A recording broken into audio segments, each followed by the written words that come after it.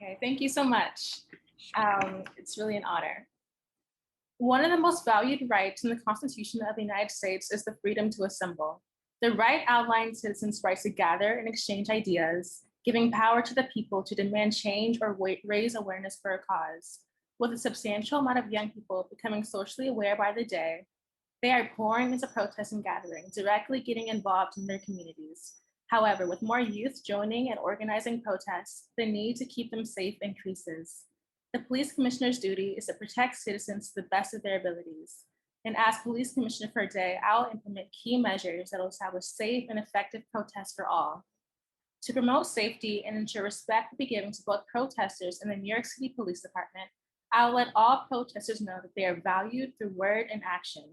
During peaceful protests, I'll instruct officers to remain in their regular uniform as opposed to suiting up in riot gear.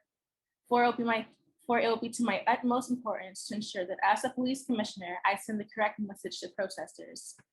Arming police officers in riot gear tells protesters that the NYPD perceives them as a threat, rather than citizens exercising their First Amendment right.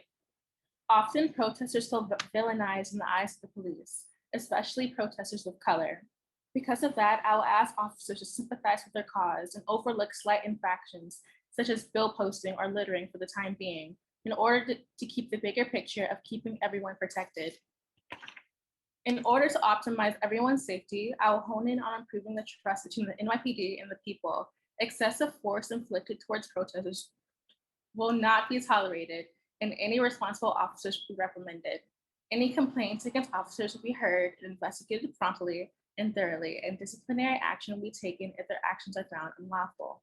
Another priority will be to make sure police are in constant communication with protest organizers from beginning to end.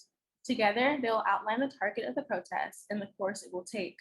Both parties will come to a joint understanding that the protest should remain peaceful and discuss methods to prevent violence. Officers will make it clear that it is the primary goal to ensure everyone's safety during the demonstration. Any hateful or disruptive counter-protests toward organized assemblies will be discouraged and risk arrest.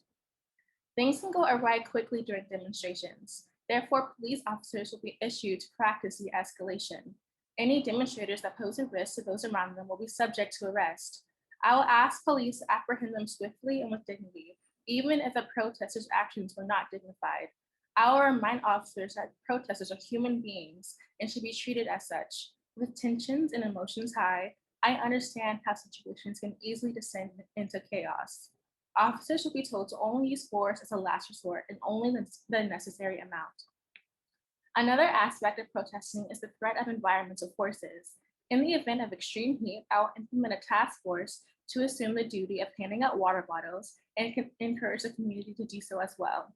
For rain, ponchos, and for cold temperatures, perhaps scarves or gloves.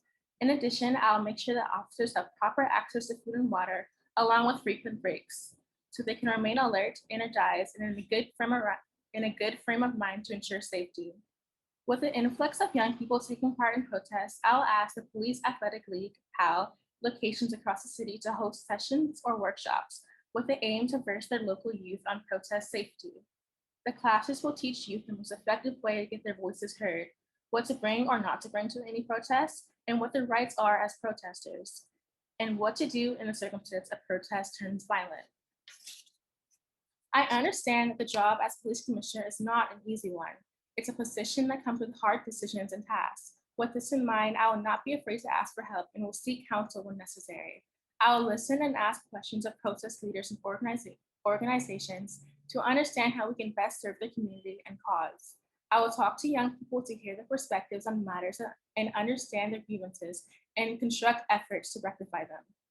No one is perfect and neither is any system. As police commissioner, I'll recognize the systemic issues rooted in the NYPD, such as sexism, racism, and other unheld unconscious biases and prejudices. I'll address these matters publicly.